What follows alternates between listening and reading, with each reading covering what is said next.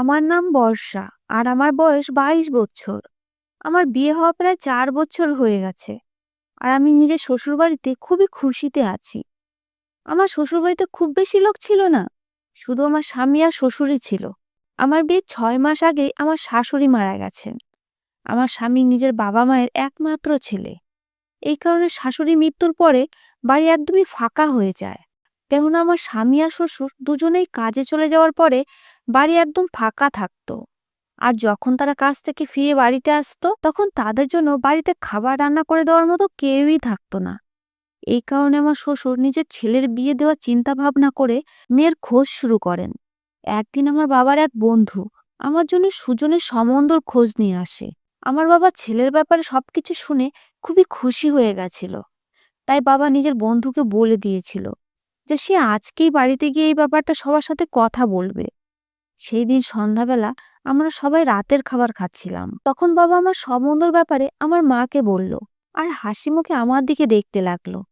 আমার বাবা মা এই সম্বন্ধ নিয়ে খুব খুশি ছিল যে শ্বশুরবাড়িতে বেশি মানুষ নেই, তাই আমার কোনো অসুবিধা হবে না, আমি অনেক সমস্যা থেকে বেঁচে যাব। এটাই ভেবে বাবা মা খুশি ছিল। এরপরে একদিন বাবার বন্ধুর সাথে বাবা এবং মা ছেলে দেখতে গেল। এর কয়েকদিন পরেই ছেলের বাবা এবং ছেলে আমাকে দেখতে এলো। আর সেদিনই আমার বাবা মা আমার সম্বন্ধ ঠিক করে দিল। ১ সপ্তাহ পরে আমার বিয়ে সঞ্জয়ের সাথে খুব সাধারণভাবেই হয়ে গেল। কেননা আমার শ্বশুর আমার বাবাকে বিয়ে ঠিক করার সময় বলে দিয়েছিল যে তাদের কোনো ধরনেরই কোনো যৌতুক চাই না, আর বিয়েও যেন সাধারণভাবে হয়। কেননা সে বিয়েতে ফালতু খরচার বিরুদ্ধে। এটা সত্যি যে আমার শ্বশুর আর আমার স্বামী খুবই ভালো ছিল। আর সবচেয়ে ভালো ব্যাপারটা এটাই ছিল যে আমার শ্বশুর রান্না করতে খুবই ভালোবাসতো। স্বামী আর শ্বশুরের কাজে যাওয়ার পরে বাড়িতে আমি একাই থাকতাম। এই কারণে নিজের একাকিত্ব দূর করার জন্য বিভিন্ন ধরনের খাবার বানাতাম, বই পড়তাম, আর বাড়িঘর পরিষ্কার পরিচ্ছন্ন করতে লেগে থাকতাম। বাড়িঘর চকচকে তকতকে দেখে আমার স্বামী আর শ্বশুর আমার উপরে খুব খুশি হতো। ছুটির দিন আমার শ্বশুর নিজেই খাবার রান্না করত, না হলে আমাকে রান্নাঘরের কাজে সাহায্য করত। আর বলতো যে তুমি তো প্রতিদিনই খাবার রান্না করো, তাই আজকে তোমার রান্না করার থেকে ছুটি। আমি তো তার এই কথাতে খুবই খুশি হতাম, কেননা এখানে আমার খেয়াল রাখার মতো লোক আছে। কেউ যদি এই কথাটা শুনতো বা দেখতো তাহলে তার আমার ভাগ্যের উপরে জ্বলন অনুভব হতো। তাই হয়তো আমি নিজেকে খুব ভাগ্যবতী মনে করতাম। এভাবেই কিছু সময় পার হয়ে গেল। আর আমার স্বামী একটা নতুন ব্যবসা শুরু করলো, যার কারণে ওকে প্রায় অন্য শহরে যেতে হতো। আমার শ্বশুর খুব ভালো ছিল, এই কারণে আমার কখনোই কোনো সমস্যা হতো না। আর আমি খুশি খুশি স্বামীকে যাওয়ার অনুমতি দিয়ে দিতাম। এভাবে সংসার চলতে লাগলো। আর কয়েক মাস পরে আমার শ্বশুরের রিটায়ারমেন্ট হয়ে গেল।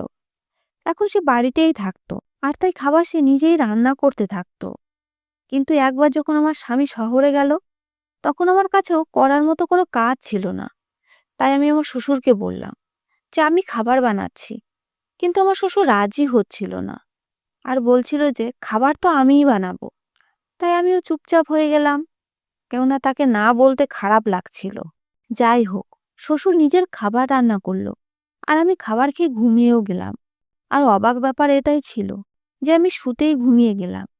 আমি এই ব্যাপারটা নিয়ে খুব একটা মাথা ঘামাইনি। কিন্তু যখন সকালে ঘুম থেকে উঠলাম তখন আমার কাপড় সাদা চিটচিটে কিছু লেগে থাকতে দেখলাম। এই ব্যাপারটা নিয়ে আমি না তো কারোর সাথে কথা বলেছি, আর না তো আমার এরকম চিন্তা ভাবনা ছিল। কিন্তু এই জিনিসটা নিয়ে আমি খুব অস্বস্তিতে থাকতে শুরু করলাম। এখন প্রায় এরকম হতে থাকতো। যেদিন আমি খাবার বানাতাম সেদিন আমার এত তাড়াতাড়ি কখনোই ঘুম আসতো না। এটা আমার ছোটবেলারই অভ্যাস ছিল। আর সবসময় শোয়ার অনেকক্ষণ পরেই ঘুম আসতো। কিন্তু যখন শ্বশুরের রান্না করা খাবার খেতাম তখনই ঘুম চলে আসতো। এখন সমস্যা এটাই ছিল যে আমি এই ব্যাপারে স্বামীর সাথে কথাও বলতে পারতাম না। কেননা কোনো মানুষই নিজের বাবার সম্বন্ধে এই ধরনের নোংরা অভিযোগ শুনতে পারে না। আর হয়তো ও আমার উপরে উল্টো অভিযোগ লাগিয়েও দিত। বাড়িতে আর কেউই ছিল না। আর আমি নিজের বাবা মাকে এই কথাটা বলে টেনশনে ফেলতেও চাইতাম না। কিন্তু আমি টেনশনে থাকতে লাগলাম আর শ্বশুরের থেকে বাঁচার চেষ্টা করতে লাগলাম। কিন্তু আমার স্বামী সারাদিন বাড়িতে থাকতো না, কিন্তু সে সারাদিনই বাড়িতে থাকতো। এই কারণে আমার তার সঙ্গে কথা বলতেই হতো। আর সে সবসময় আমাকে নিজের আশেপাশেই রাখতে চাইতো, যেটা আগে তো আমার অদ্ভুত লাগতো না, কিন্তু এখন আমার এই সবকিছু ভালো লাগতো না। এই কারণে আমি চেষ্টা করতাম যাতে তার সামনে আমাকে না যেতে হয়। এই কারণে আমি বাহানা করে প্রায় বাজারে চলে যেতাম, কিন্তু ফিরে আমাকে বাড়িতেই আসতে হতো। আর এক বাড়িতে থেকে এটা সম্ভব ছিল না যে আমি তার থেকে অনেক দূরে যেতে পারবো। এরপরে একদিন তো অসম্ভবই হয়ে গেল। শ্বশুর আমার স্বামীকে জোর জবরদস্তি অন্য শহরে পাঠিয়ে দিল। সে বলল, যা গিয়ে কাজ জোগাড় করে আন। তখন আমার স্বামী বলতে লাগলো যে সেখানে কোনো কাজ নেই, কিন্তু আমার শ্বশুর ওকে কথা শুনিয়ে দিল যে তুই কি জানিস কাজ কিভাবে আদায় করতে হয়? বারবার গিয়ে কাজ খুঁজতে হয়, আর অফিসে চক্কর লাগাতে হয়, তবে গিয়ে কাজ হাতে আসে। বাধ্য হয়ে আমার স্বামী অন্য শহরে চলে গেল। আর আমার স্বামী যাওয়ার সাথে সাথে তার মুখে একটা উজ্জ্বলতা ফুটে উঠল, যেন তার হৃদয়ের অনেক বাসনা পূর্ণ হয়ে গেছে। আমি শ্বশুরকে বললাম যে আমি আমার বাবার বাড়িতে যেতে চাই, কিন্তু আমার শ্বশুর আমাকে না করে দিয়ে বলল যে আমার ছেলেও এখন এখানে নেই। তুমি যদি চলে যাও তাহলে আমি একলা কি করব? তার থেকে যতদিন ও না ফিরে আসে ততদিন এখানেই থেকে যাও, তারপর না হয় যেও। একথা শুনে আমি বাধ্য হয়ে গেলাম, কেননা আমি তো তাকে কিছু বলতে পারছিলাম না। কিন্তু যে সন্দেহ আমার হৃদয়ে বসে গেছে, সেটা কিভাবে যাবে? সেদিন আবার আমার শ্বশুর খাবার রান্না করলে আমি তাকে বললাম যে আমার একদমই খাওয়ার ইচ্ছা নেই, কিন্তু সে জেদ করে আমাকে কিছুটা খাবার খাইয়ে দিল। আবার খাবার খাওয়ার কিছুক্ষণ পরেই আমার ঘুম এসে গেল, আর আমি বিছানায় শোয়ার সাথে সাথেই ঘুমিয়ে গেলাম। সকালবেলা ঘুম থেকে উঠে দেখলাম যে আমার বিছানা আর কাপড় দুই জায়গাতে সেই সাদা চিটচিটে পদার্থ লেগে আছে। আমার রাগ হতে শুরু করলো। তাই আমি ভেবে নিলাম যে আমি আমার স্বামীকে বলেই ছাড়বো। এই কারণে আমি সেই কাপড় খুলে বাথরুমেই ঝুলিয়ে রাখলাম, আর ভেবে নিলাম যে এখন এই কাপড়টা প্রমাণ হিসেবে আমি আমার স্বামীকেই দেখাবো। স্বামী ফিরে এলে আমি সুযোগের অপেক্ষায় থাকতে লাগলাম যে ওকে সত্যি বলবো, কিন্তু আমি সুযোগই পাচ্ছিলাম না। এখন আমার শ্বশুর সমস্ত সময় আমার সাথে সাথেই থাকতো। রাতের বেলা যখন আমার স্বামী ঘরের মধ্যে এলো, তখন আমি ওকে ধীর গলায় বলার চেষ্টা করলাম, কিন্তু ও আমাকে বকে থামিয়ে দিল যে তুমি উল্টোপাল্টা চিন্তা করছো। তোমাকে বাবা মেয়ের মতো ভালোবাসে, আর তুমি তাকে সন্দেহ করছো। আমি ওকে বিশ্বাস করানোর অনেক চেষ্টা করলাম, কিন্তু ও আমার কথা বিশ্বাসই করছিল না। শেষ পর্যন্ত আমি কাপড় নিয়ে ওকে দেখিয়ে বললাম যে এটা আমার কথার প্রমাণ, কিন্তু ও নিজের বাবার বিরুদ্ধে কিছুই শুনতে চাইতো না। এই কারণে আমার কোনো কথা শোনার জন্য তৈরিই ছিল না। আমি ওকে বিশ্বাস করানোর অনেক চেষ্টা করলাম, কিন্তু ও রেগে বলল যে আমার তো এরকম মনে হচ্ছে তুমি আমার বাবার বিরুদ্ধে মিথ্যা অভিযোগ লাগিয়ে নিজের অন্যায় কাজ লুকানোর চেষ্টা করছো। আমার বাবা রাতের বেলা খুব তাড়াতাড়ি ঘুমিয়ে যায়। সে কি করে জানবে যে তার ঘুমানোর পরে বাড়িতে কি হয় আর কি না হয়? আর না জানি তুমি রাতে কাকে ঘরে ডেকে আনো? স্বামীর মুখে এই কথা শুনে আমার পায়ের নিচ থেকে মাটি বেরিয়ে গেল, আর আমি চিন্তায় পড়ে গেলাম যে এসব আমার সাথে কি হচ্ছে। এরপর আমাদের দুজনের মধ্যে অনেক লড়াই ঝগড়া হলো, আর আমি রেগে আমার বাবার বাড়িতে চলে গেলাম। 1 মাস পার হয়ে গেছে, ও একবারের জন্য আমার খবরও নেয়নি। এখন তো বাড়িতে সবাই আমাকে প্রশ্ন করতে লাগলো যে এতদিন তো তুই আগে কখনো থাকিসনি, তাহলে কি তুই রাগারাগি করে এসেছিস? এখন আমি তাদেরকে কিভাবে বলতাম যে আমার সাথে কি হচ্ছে? খারাপ আমার সাথে হচ্ছিল, আর এদিকে আমার স্বামী আমার কথা বিশ্বাস করছিল না।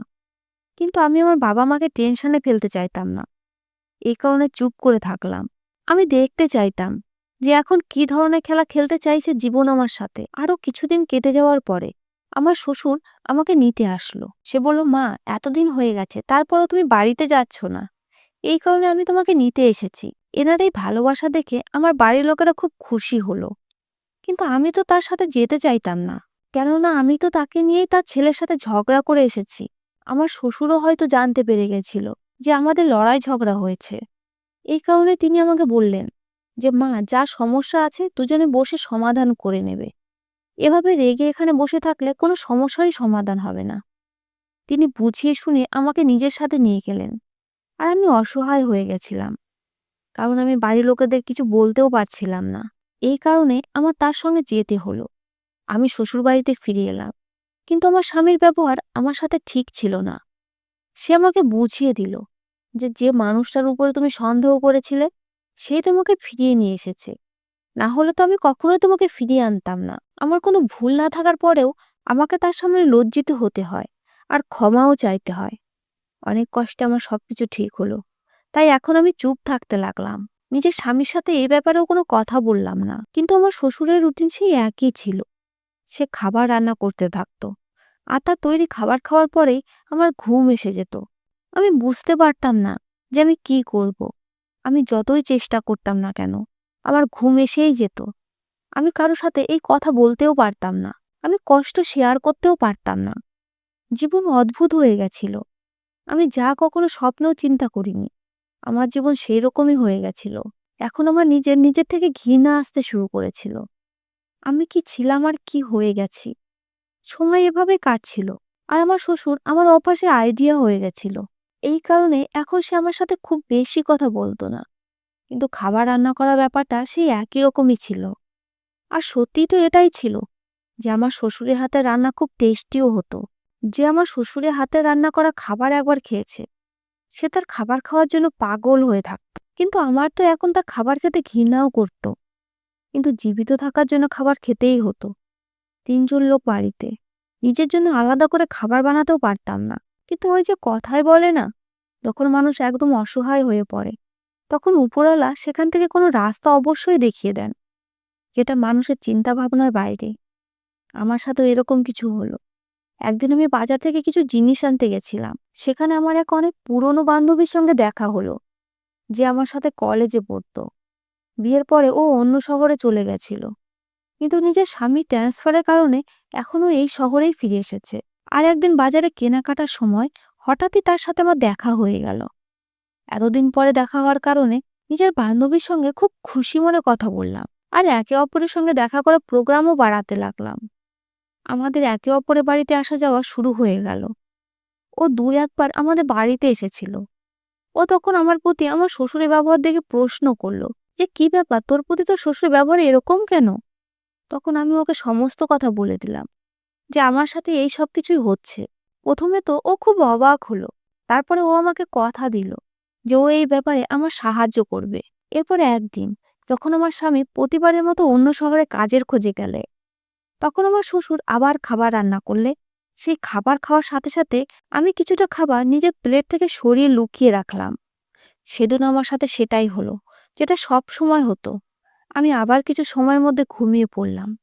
কিন্তু পরের দিন আমি ওই খাবার আমার বান্ধবীকে দিয়ে দিলাম, কারণ ওর স্বামী একজন বিজ্ঞানী। এই কারণে সেই খাবারটা চেক করার জন্য নিজের ল্যাবে নিয়ে গেল। টেস্টের পরে সেটাই হলো, যেটা আমি সন্দেহ করেছিলাম। সেই খাবারে ঘুমের ওষুধ মেশানো ছিল। এটাই কারণ ছিল, আমার খুব তাড়াতাড়ি ঘুম এসে যেত। এবার তো আমি ভেবেও নিয়েছিলাম যে নিজের স্বামীকে এই টেস্টের রেজাল্ট দেখিয়ে দেব। কিন্তু তারপরে আমার ভয় হতে লাগলো যে সে হয়তো বলবে যে তুমি আমার বাবার উপরে মিথ্যা অভিযোগ লাগাচ্ছ, আর এইবার হয়তো ও আমাকে নিজের জীবন থেকে বেরই করে দেবে। এই ভয়ে আমি নিজের মুখ তালা লাগিয়ে নিয়েছিলাম। এরপর আর একদিন যখন আমার স্বামী বাড়িতে ছিল না, তখন আবার আমার শ্বশুর খাবার রান্না করলো। কিন্তু এইবার আমি আমার বান্ধবীর বুদ্ধিতে সেই খাবার খেলাম না, আর নাটক এমন করতে লাগলাম যেন আমি সেই খাবার খেয়ে নিয়েছি, আর নিজের ঘরে ঘুমাতে যাচ্ছি। এরপর আমি গিয়ে ঘুমিয়েও গেলাম, কারণ আমি দেখতে চাইতাম ঘুমানোর পরে আমার সাথে কি হয়। সবেমাত্র আমার ঘুমানো কিছু সময় হয়েছিল, তখনই আমার ঘরে দরজা খুলল।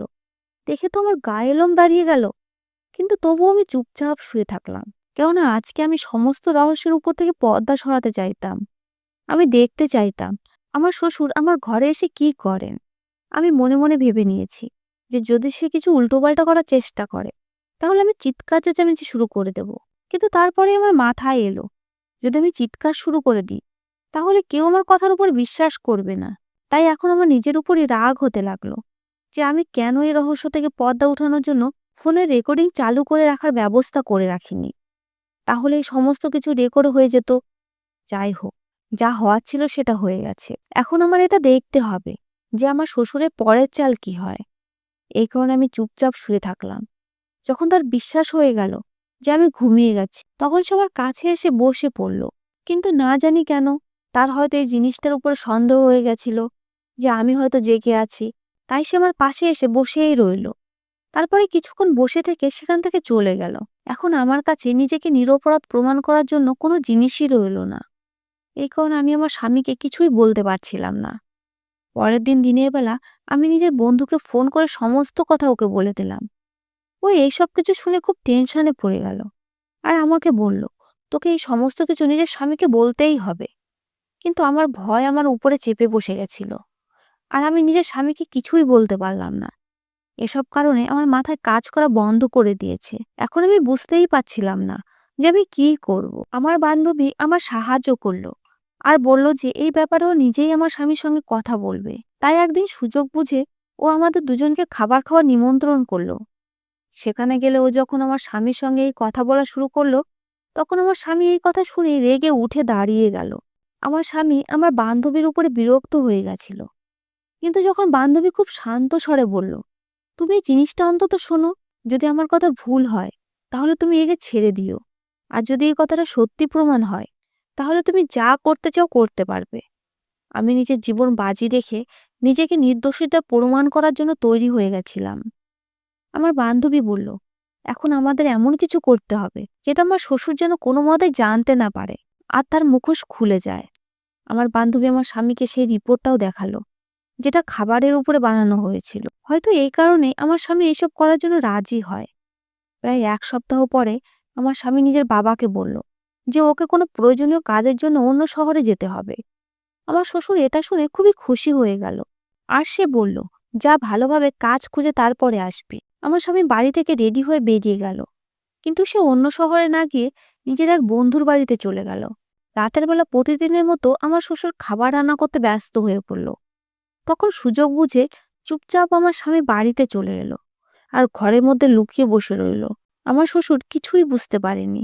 এরপর আমি চুপচাপ খাবার খেলাম, যদিও আমি জানতাম যে খাবার খাওয়ার পরে আমার ঘুম এসে যাবে। কিন্তু আজকে যেহেতু আমার স্বামী ঘরে উপস্থিত থাকবে, এই কারণে আমার কোনো ভয় ছিল না। তাই আমি পেট ভরে খাবার খেলাম। প্রতিবারের মতোই আমার ঘুম এসে গেল। আর আমি ঘরের মধ্যে এসে স্বামীকে বললাম যে আমি খাবার খেয়ে নিয়েছি, এখন আমার খুব ঘুম পাচ্ছে, যা কিছু করার তোমাকেই করতে হবে। একথা বলে আমি বিছানায় শুয়ে ঘুমিয়ে গেলাম। রাতের বেলা কি হয়েছে কিছুই বুঝতে পারিনি। কিন্তু যখন সকালবেলা উঠলাম, তখন দেখলাম আমার শ্বশুর আর স্বামী দুজনেই বাড়িতে নেই। আমি জানতাম না যে তারা কোথায়। অনেকক্ষণ পরেও যখন তারা দুজনেই বাড়িতে ফিরে এলো না, তখন আমি টেনশনে পড়ে গেলাম। আমি দুজনের নম্বরে ফোন করলাম, কিন্তু তাদের দুজনেরই নম্বর বন্ধ ছিল। আমার জন্য এসব কিছু খুবই ভয়ানক হতে পারত। কিন্তু আমি জানতাম না যে তারা দুজন কোথায়। আমি কিছুই বুঝতে পারছিলাম না। তাই আমি আমার বান্ধবীকে ফোন করলাম আর ওকে সমস্ত কথা জানালাম। ও আমাকে সান্ত্বনা দিল। কিন্তু সন্ধ্যা অবধি এই দুজনের কোনো খবরই পাওয়া গেল না। এই কারণে আমার অবস্থা খুব খারাপ হয়ে গেছিল। আমার নিজের উপরে রাগ হচ্ছিল যে আমি আজকে কেন খাবার খেয়েছিলাম। যদি আজকে খাবার না খেতাম তাহলে অন্তত আমি জানতে পারতাম যে রাতের বেলা বাড়িতে হচ্ছেটা কি। কেননা আজকে প্রতিবারের মতো আমার কাপড়ে সেই নোংরা লেগেছিল না। আমি খুব বেশি অস্বস্তিতে পড়ে গেলাম যে এমন কি হয়ে গেছে। সন্ধ্যা থেকে রাত হয়ে গেল, কিন্তু আমার স্বামী আর শ্বশুরের কোনো খবরই ছিল না। এসব কথা শুনে আমার বান্ধবী আমাকে বারবার বলতে লাগলো যে তোকে পুলিশে রিপোর্ট করা উচিত। কিন্তু আমি টেনশনে ছিলাম যে আমি পুলিশের লোকেদের কি বলবো যে এই দুজন বাড়ি থেকে কেন আর কিভাবে গায়েব হয়েছে। এই কারণেই আমাকে অপেক্ষা করতে হলো। এই ঘটনার পরে ২ দিন পার হয়ে গেছে, কিন্তু আমার স্বামী আর শ্বশুরের কোনো খোঁজ খবরই পাওয়া যাচ্ছিল না। তাই বাধ্য হয়ে নিজের ভাইকে ফোন করে সমস্ত কথা বলতে হলো। যখন আমার ভাই বাড়িতে এলো আরও সমস্ত কথা জানতে পারলো, তখন আমাকে খুব গাল দিল যে তুই এই কথাটা আগে কেন বলিসনি। ওর অনেক বন্ধু পুলিশে ছিল, ও ওদের একজনকে ভরসা করে তাকে সমস্ত কথা বলল। পুলিশের নিজস্ব খবরই থাকে। পুলিশ নিজের কাজ করলো আর না জানি কিভাবে ফোন টেস্ট করে খুঁজলো। আর রাতের মধ্যে আমার স্বামী আর শ্বশুর দুজনেই পেয়ে গেল। কিন্তু যখন পুলিশ তাদের খুঁজে পায়, তখন আমার স্বামী অজ্ঞান অবস্থায় ছিল আর আমার শ্বশুর পাগলের মতো অদ্ভুত আচরণ করছিল, যেন তার মাথা নিজের কন্ট্রোলে নেই। এই সবকিছু দেখে আমি খুব ভেঙে পড়েছিলাম। ভাই আমাকে সামলালো আর তাদের তাড়াতাড়ি করে ডক্টরের কাছে নিয়ে গেল। যখন ও তাদেরকে ডক্টরের কাছে নিয়ে গেল, তখন জানা গেল যে আমার স্বামীকে অজ্ঞান ওষুধ দেওয়া হয়েছিল। পুলিশ নিজের কাজ করে ফিরে চলে গেছে। এখন আমাকে এটা জানতেই হতো যে এই সবকিছু কিভাবে হয়েছে আর কেন হয়েছে। আমি এই দুজনকে সরাসরি প্রশ্ন করলাম যে এই সবকিছু কিভাবে হয়েছে। তখন আমার স্বামী বলল যে যখন তুমি বলে ঘুমিয়ে গেলে তার কিছুক্ষণ পরেই বাবা ঘরের মধ্যে এলো। তার অদ্ভুত অবস্থা দেখে আমার ভয় অনুভব হলো। এরপরে যখনই সে তোমার বিছানার কাছে এলো, আমার সহ্য হলো না আর আমি তাকে জোরসে আওয়াজ দিলাম। সে আমার আওয়াজ শুনে টেনশনে পড়ে গেল। আমি তাকে আর কিছু বলতাম, তার আগে আমার এরকম অনুভব হলো যেন আমার ঘরে অন্য কেউ আছে। এর আগে আমি তাকে ঘুরে দেখতাম, আমার ঘাড়ের কাছে কিছু একটা ফোটার অনুভব হলো। এরপরে আমি অজ্ঞান হয়ে গেলাম। তারপরে কি হয়েছে কিছুই জানি না। এরপর আমি আমার শ্বশুরকে জিজ্ঞেস করলাম, আপনি বলুন এইসব কেননা এখন এই কাহিনীটা একমাত্র আপনিই জানেন। না, আমি নিজেই জানতাম না যে আমার সাথে কি হচ্ছে। আমি শুধু টেনশনে ছিলাম যে যে বিয়ে 4 বছর হয়ে গেছে, কিন্তু তোমার আর আমার ছেলের এখনো কোনো সন্তান হচ্ছে না। তুমি আমার মেয়ের মতো, তাই আমি এ ব্যাপারে তোমার সাথে কথা বলতেও পারছিলাম না। তাই আমি একবার আমার বন্ধুদের মধ্যে বসে এই কথাটা প্রকাশ করেছিলাম।